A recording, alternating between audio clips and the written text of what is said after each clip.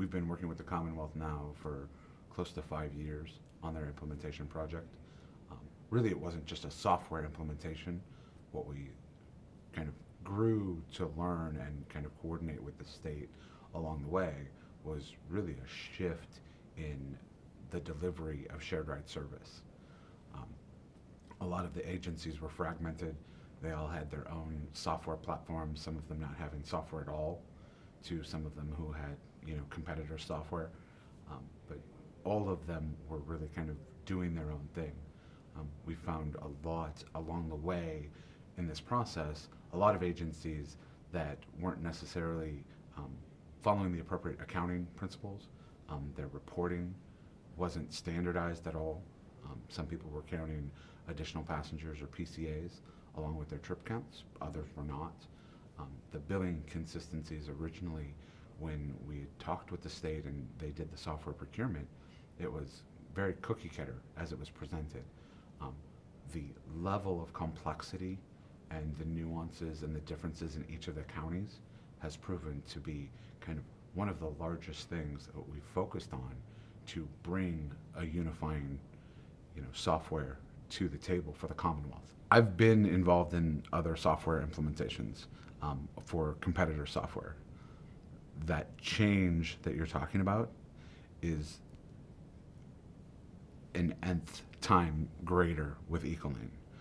What the software is attempting to do, what it's been designed to do, as far as the real-time optimization and the scheduling efficiencies that it's gaining, really are a challenge for people who come from paper and where the driver has historically been the one that does the scheduling and management. So if your operation has historically been you give out a list of trips and the driver makes it happen, there really is no track or record on the efficiency that you're actually getting, or on our ability to deliver timely service. Typically, you have a lot of variations in delivery that are predicated on whether or not the driver likes a particular individual. We've seen lots of agencies that have, some sort of monetary incentive, whether they disallow tipping or not, but, drivers typically know who the tippers are within the population and have kind of created these cells of specialized service to the detriment of the rest of the service. So when you bring in a software like Ecolane that really is kind of at its core, one, trying to be efficient, but two, trying to enforce service policies that have been put on paper and publicized to the public, but never really enforced. At its heart, at the core of the software, is trying to enforce those policies and to bring true shared ride consistency across the board.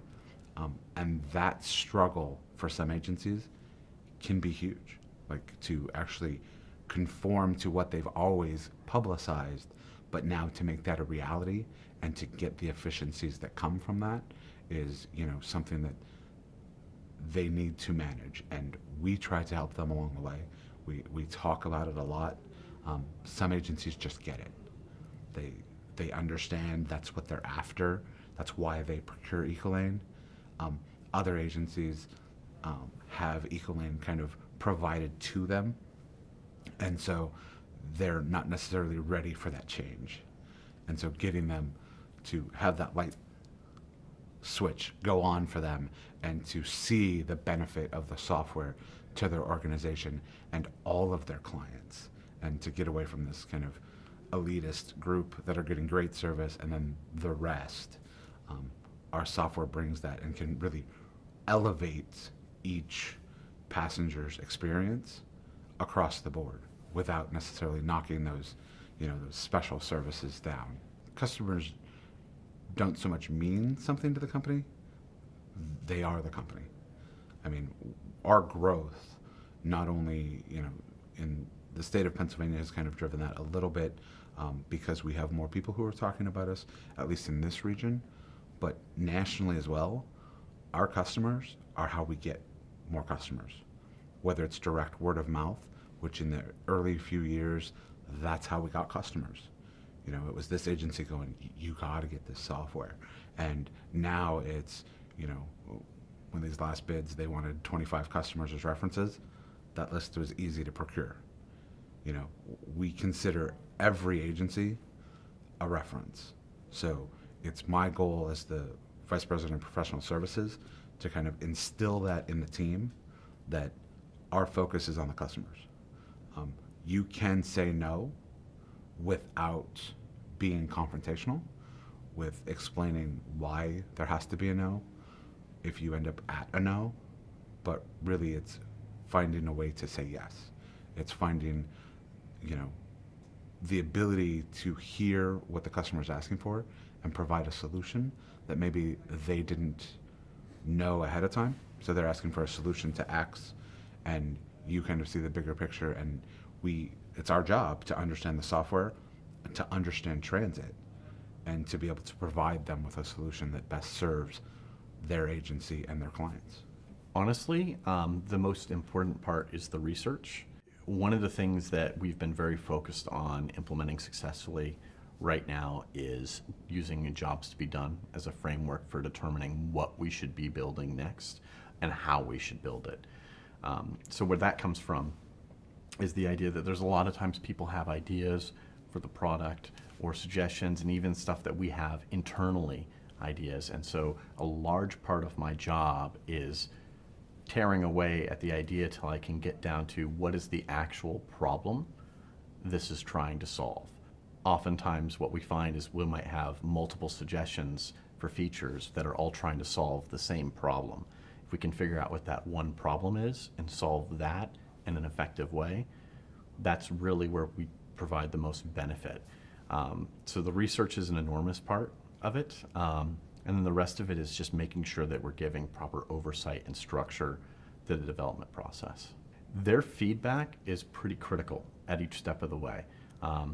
Whether they're suggesting something that's a particular feature, or whether it's us understanding how they use the software on a daily basis. We've had lots of cases where we've visited customer sites to work with them and discovered that they were using parts of the software in ways that we had never intended. And when we got into that, once again, we start realizing that there's a different problem they're trying to solve with the software than we knew about when we first built it. That in turn tells us this is what we need to solve in order to make the software better and take it to the next level so our customers have a better and better experience. And a lot of times you'll find that some of these discoveries are not even something that a customer was necessarily complaining about.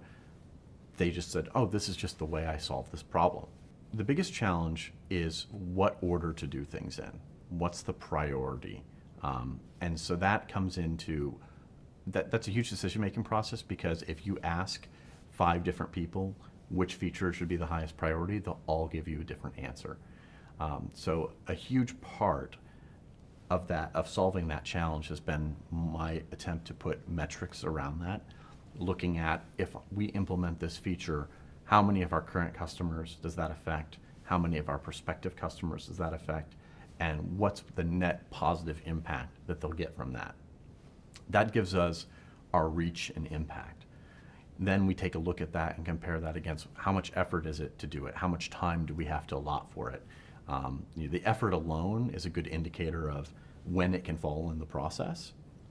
But then you can look at what that reach and impact is, and that gives us something to balance it against, so that we don't fall into the trap of just trying to do the features in the order that is easiest, so that we're actually looking at not just what can we do when, but what's going to have the most positive impact in the application. I think what's clearly happening right now is there is a push to more and more on-demand transportation. The transportation industry for a long time has kind of stuck to the idea of, the ADA, the Americans with Disabilities Act. And so a lot of that service has been kind of based around the constraints of agencies, because they had limited resources, and in many cases limited technology, would only do bookings a couple days in advance, or they would have complex ways that you would get there, multiple transfers, things like that. That doesn't seem to be, that's not holding true now. The nature of the demand in passengers is changing. They want things more instant. They want things more direct. I think people are willing to share rides, but not to the extent that they used to. And I think transportation needs to be thinking more holistically about all the different modes of transportation. And that's going to be a challenge moving forward for everybody. Obviously, the more on-demand transportation, it's some of the most expensive service to provide, so you need a way to improve your productivity doing it. That's the part where we come in. But beyond that, you've also got, you've got to be thinking about how are we going to handle bike sharing? How are we going to be handling taxi services and other modes of transportation? And that's going to be a challenge not just from an operational aspect, but also from a regulatory aspect. And I don't think there are real answers to that yet. I think everybody's trying to figure it out. There's a lot of different theories out there, but I have a feeling that as an industry, we're going to be kind of trying a lot of different things before we figure out what really works.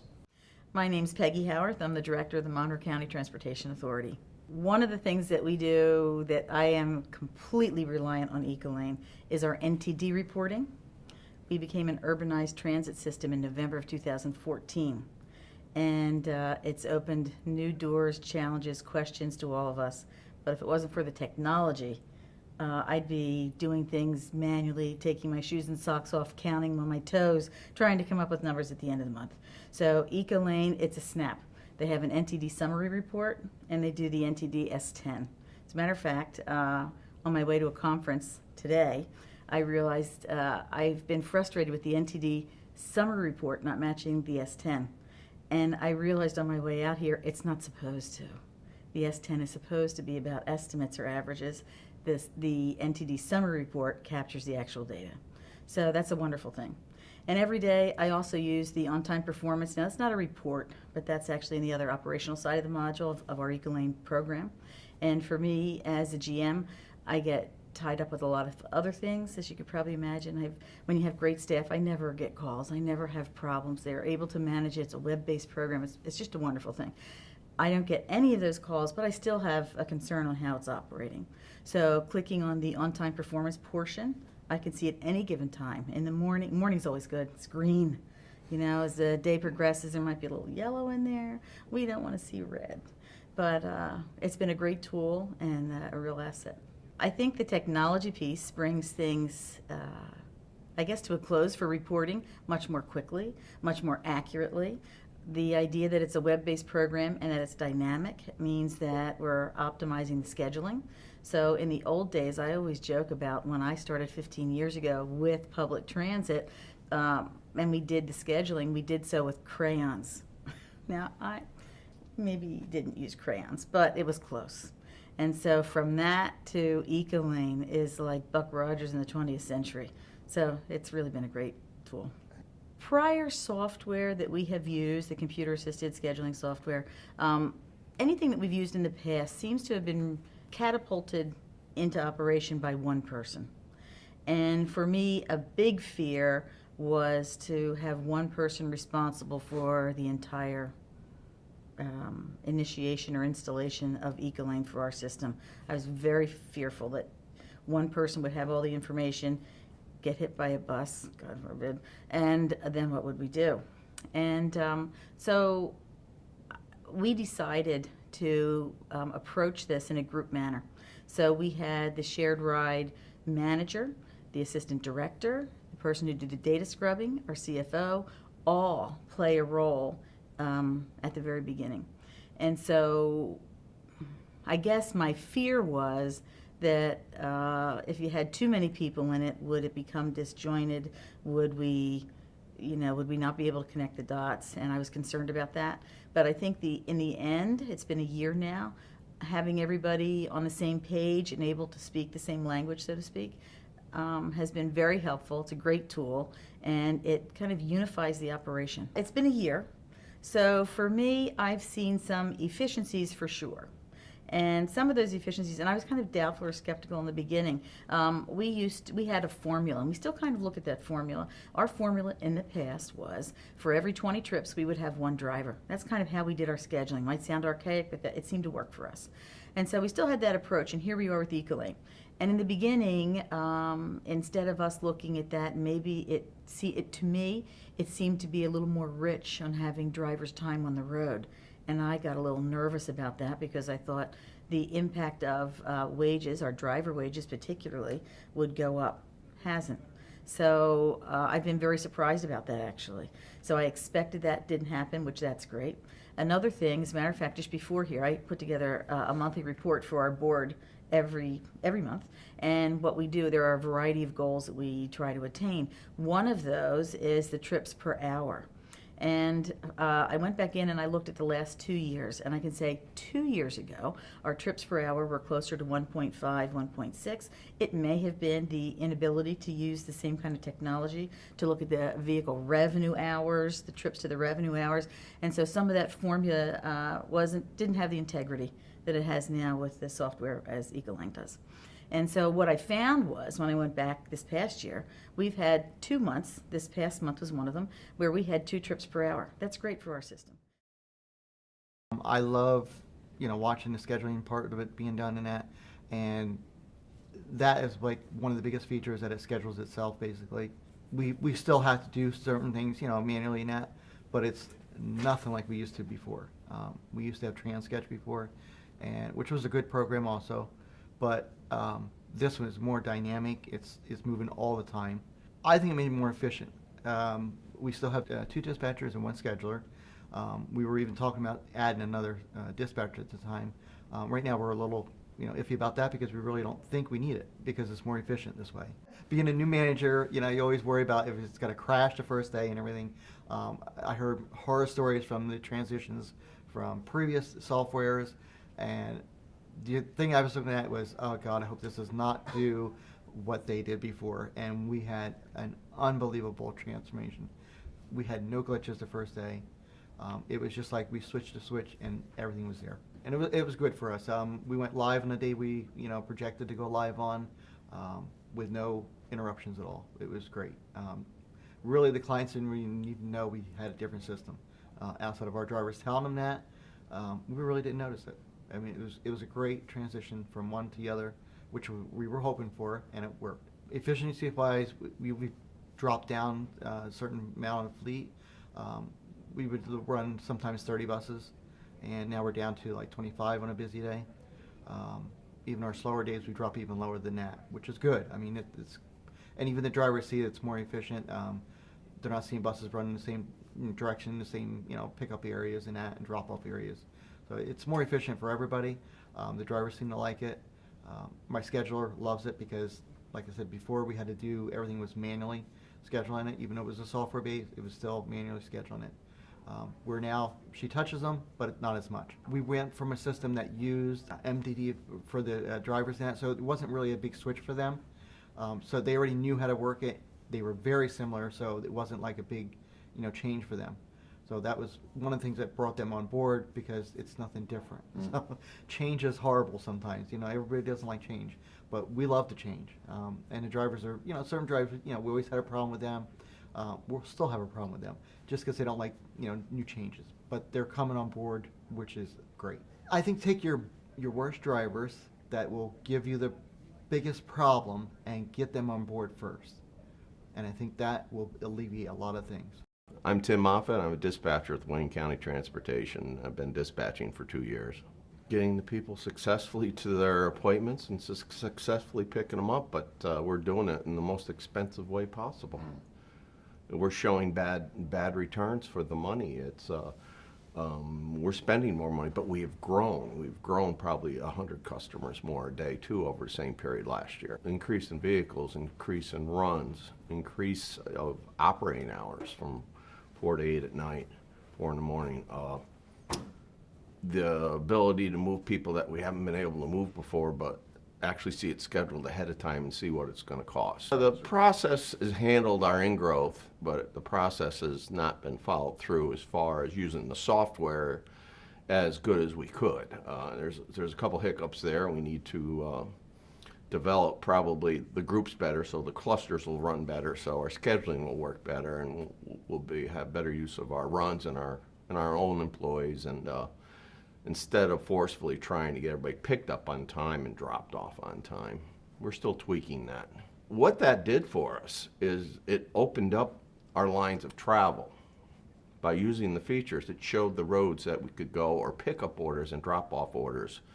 With the old route match, we were kind of set in our ways, and what using computer data was showing us that maybe we were missing some shortcuts or different ways to route that route.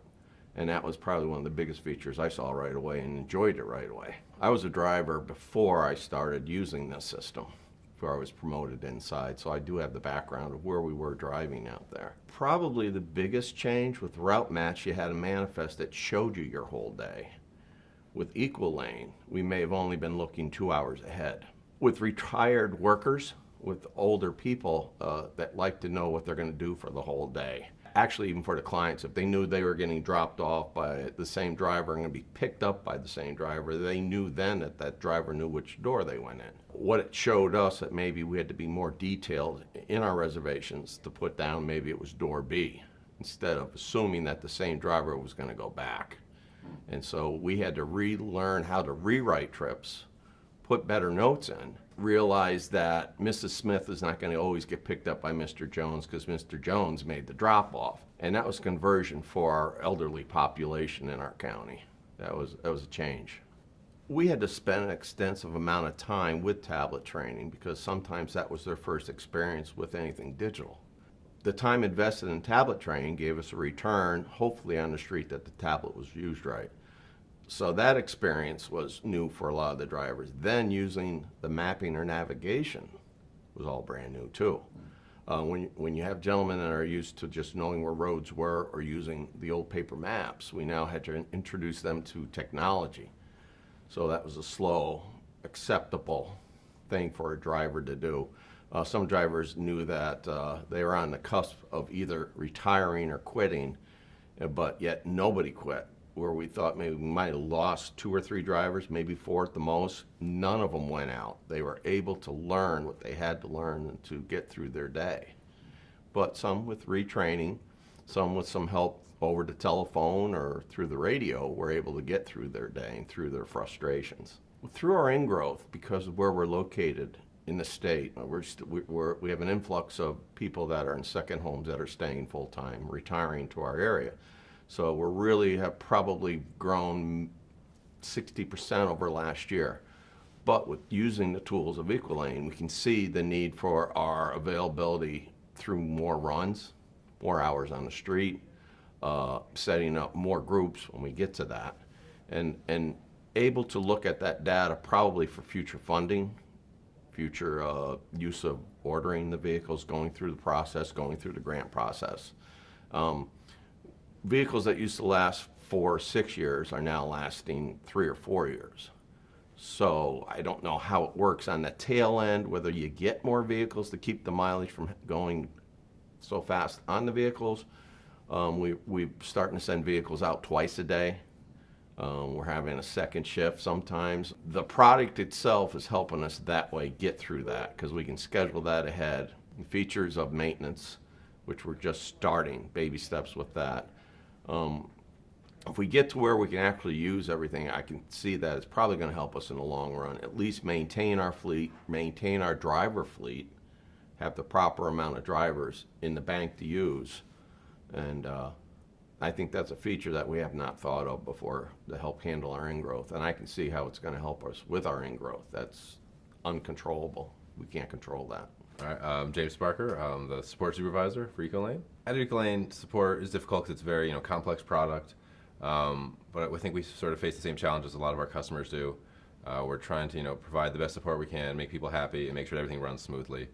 There's a lot of challenges because there's so many different modules, and it's all got to be right on time. People can't be late for their appointment, you can't be missing trips, you can't have your system down. So I'd say consistency and just on time and just the overall complexity of everything, because as anyone knows in transit, there's so many factors that go into every single trip and all the scheduling that it's a really complex process, and you got to make sure you're on top of the ball and looking at everything. So support, you kind of have to always be on your toes because like our customers, it changes all the time. You never know when a vehicle's going to go down or something's going to happen. There's a client that's missed or something like that. So we need to be responsive, and we need to be quick. We need to be able to assess the severity situation right away and give them the appropriate response. make sure that everyone's picked up, make sure that all the rides are working correctly, and then we'll worry about your billing stuff later. But making sure that the daily operations run smooth, something you really got to focus on and make sure that if we don't provide good support, then the customers aren't going to have a good ride. So for support, we've got a few different metrics we use. One is the first response time. So we want to make sure that every ticket is acknowledged, and we read over it, and we can evaluate the severity of it. We also do ticket closure rate, how fast we can solve your issue, which really varies based on the complexity of the issue, the severity of it. If it's a little display bug versus a major scheduling problem, stuff like that. But we also want customer satisfaction. All of our tickets at the end ask you to rate us if you are pleased with your experience, if you're not. So we do always read those. We try to contact people if they're unhappy with support, figure out how we can do it better. But just making sure that they're happy with the process and it's done in a timely fashion. I'm Megan Cruzy, the Information Systems Manager at Suburban Transnet. The groups are the most important for us. We do a lot of subscription trips, a lot of group trips, a lot of trips that, we want people picked up in the same order every day. We want them assigned to the same driver every day. The groups have worked wonderfully for us. Well, we were the pilot, so we definitely had a lot of things designed for us. Ecolane was wonderful. Daniel lived at our office for a couple of months. We have subcontractors, which provided some challenges. Instead of doing everybody all at once, we kind of spaced out our go live into 6 separate go lives, which was definitely a challenge. But Ecolane worked with us and we got everything up and running, and it's great now. I mean, we weren't sure how the data was going to work. Real-time data was new to us. We had paper manifest before, and now it's the most wonderful thing. We love our data. We love instant access to the data. Our billing is so much faster than it used to be. It's really good. Yeah, I mean, our on-time performance before, who knows how accurate it was. We were going by what drivers were writing on manifest. Now, everything's real time. Everything is accurate. We can, GPS a driver. We can see exactly what the drivers are doing. We can let agencies know what's going on. Everything's really, really good. My name is Matt Taylor. I am the Senior Technical Trainer here at Ecolane. I would say that the implementation side, we're managing projects, but we're also managing the agency needs through the transition from softwares. So from their old software, the legacy software, to the new software. So the project side, we're managing the data that would drive their implementation. Obviously, we can't do an install without having good data to put into the server, but we also need to manage the client's expectations and their needs for their transition from software, their old software, to Ecolane. So I think the client's expectation is one thing that we need to really clearly communicate, and that can get lost in translation as we're not meeting face-to-face, but we're more, having meetings over the phone. But I think the transition from their legacy software to the new software, being that a lot of clients come from paper manifest, or they self-schedule, they're manually placing trips onto a run, where Ecolane becomes more automated, and that's a huge shift for the clients. Getting clients involved early on in the software directly, getting them used to the interface. So anytime you learn something new, you want to have familiarity with it as much as you possibly can. So early exposure to the software, and we can break that barrier early on, getting them used to how the software looks, where to go to find their information, and then it becomes, oh, I've seen that before, I know where to go. Then we can work with actual interacting with the software. One of the most difficult things was no longer having that face-to-face with the clients that the software is actually routing for. So as the agency using the software, you are interacting with the clients on a daily basis, and you have that face-to-face or that priority to make sure that the customer service being provided was the top priority, whereas opposed to when it came across to the vendor side or working for the software, the client is now the agency as opposed to the individuals riding the bus. I'm Sheila Gambita. I'm the Executive Director of Freedom Transit, which is located in Washington County, Pennsylvania. We've been using it for about 2.5 years now. The biggest change that we've seen is we primarily use subcontractors to provide our service for us. So we never really knew what their performance was out on the road, and had always had issues with that. Now we can see in real time exactly what's going on. When people call and say, "Where's my bus?" we're able to find out where that bus is. When people call to complain to say they haven't gotten me yet, what's going on, we can clearly see what's going on within the system. So that has been the biggest change for us and the biggest improvement in us being able to respond to customer issues and customer complaints. I think our biggest concerns, and probably they did manifest, was how the subcontractors were going to be able to adapt to using the service. You had drivers that were using paper manifests previously. They sort of did their own thing when they wanted to. They weren't necessarily real accountable, and the system itself makes them more accountable. We did see that manifest in implementation, and had significant issues with drivers sort of revolting, not wanting to use the system properly, blaming the issues within the system on the system itself, not on their usage of the system. Our concerns really sort of did come true. The system sort of blew up, if you will, probably within a few months after we actually had implemented.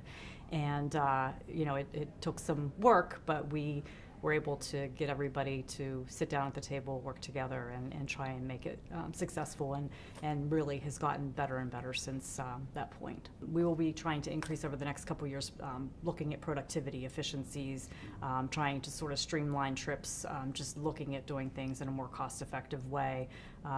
We hope to be able to introduce same-day service at a level that we'll be able to just sort of plug in the holes where those cancels and no-shows happen, so that the service can become more efficient. So we are working on a project to try and make that happen, and again, hopefully that we'll see positive results from that too. My staff reaches out to Ecolane support on a pretty regular basis, mostly whenever that's more crisis issue than it is more the general items that they can deal with, but we have sort of hit or miss sometimes with, depending on what the issue is, depending on whether it was something relative to an upgrade. I think a lot of times our contacts are because something has changed after an upgrade that we have to try and deal with. So those are usually the reasons why we are reaching out to support. I've been with Rover for a little over 4 years, going on my 5th year. We started February 14th of 2014. The most challenging part of the implementation was just getting a lot of the POIs, the home addresses or client business addresses, to be unique enough so that we didn't have a lot of repeating addresses in the system. And then obviously when the subscriptions were added into it, making sure those subscriptions, those addresses match the existing POIs in the system. And then the last phase was obviously putting those people in subscriptions into user groups so that they were all put together on the right tours and runs, which is really the meat and potatoes of what Ecolane does for you. The biggest change that we've seen is having gone from a non-internet-based system to an internet-based system where the drivers have real-time information on the tablets, is the amount of chatter between the drivers and our dispatchers. One, they can use notes to easily text back to the dispatcher what's going on. The dispatchers can send a broadcast message to all the drivers of an accident where they should be avoiding.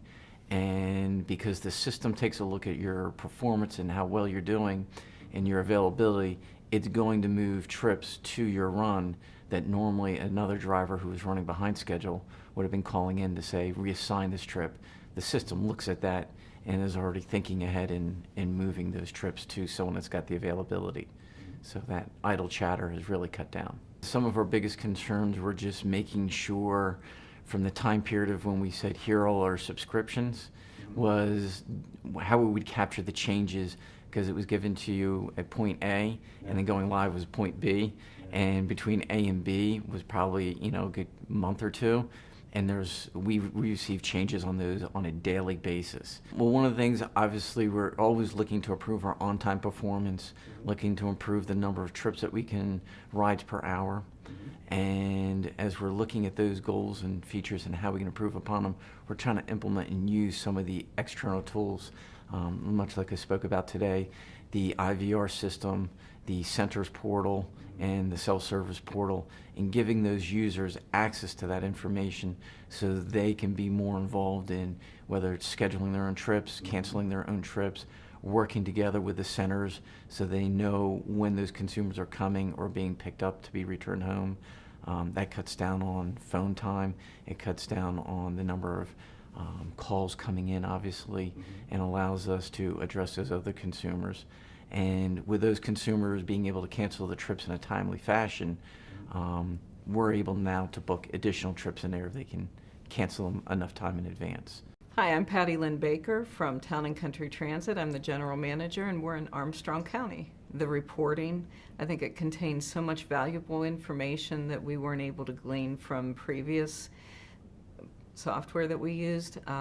There's so much data that's in there that we're able to get out now, and we're able to use that for management decisions, day-to-day operations, to see how our drivers are performing. Maybe if they're taking different routes than Ecolane's suggesting, we're able to get a lot of information out of that, and it's very beneficial.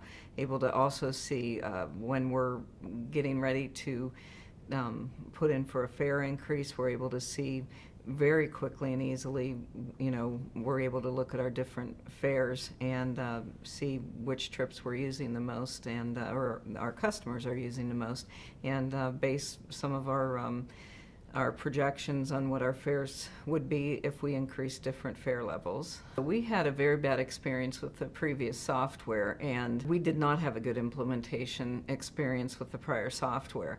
Ecolane was totally different. I think prior to implementation, everything was very well organized with Ecolane, and they had a very good program. Everything was in writing, and the people at Ecolane very much walked us through step by step, gave us very good instruction, and helped us make sure our data was cleaned up prior to the implementation. And we knew from the failure that we experienced before how important that was. So in doing our implementation, it was we knew how important it was to have good data and have a good implementation.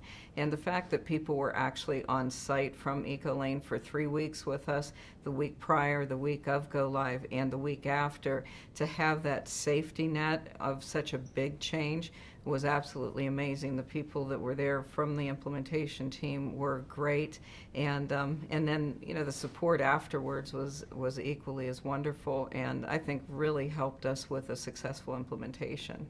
Before, our on-time performance was abysmal. I mean, we were down, on a good day, we got over 50% on-time performance, which is horrible.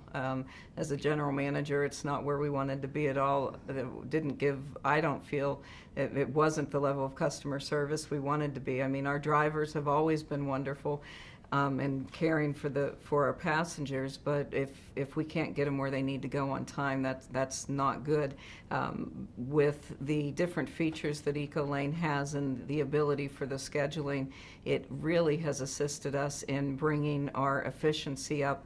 Not only that, but our live miles, live hours have dramatically increased as well, along with that in the efficiencies department. So those types of tools that Ecolane has brought available to us have just really helped us. It's been the missing piece of the puzzle for our organization to help us turn things around from a financial and operational viewpoint. The fact that you came back about 6 weeks later to follow up and instruct us on anything and answer any questions we had, that was one of the most valuable pieces to this, because we had 6 weeks of using things on our own, learning how the software worked, and it gave us so many tools that we weren't used to before, and the fact that someone else that knew how to use the software came back into our environment and could answer any questions we had. That was one of the most valuable tools that we could have, and I think by doing that as a company, Ecolane's giving us the tools to succeed. And I think with PennDOT going with this software statewide. It's very nice. We have conferences that we go to. Any other conferences, whether it's an Ecolane sponsored conference or not, we're able to talk to our peers and learn things. You know, we call people, we email people.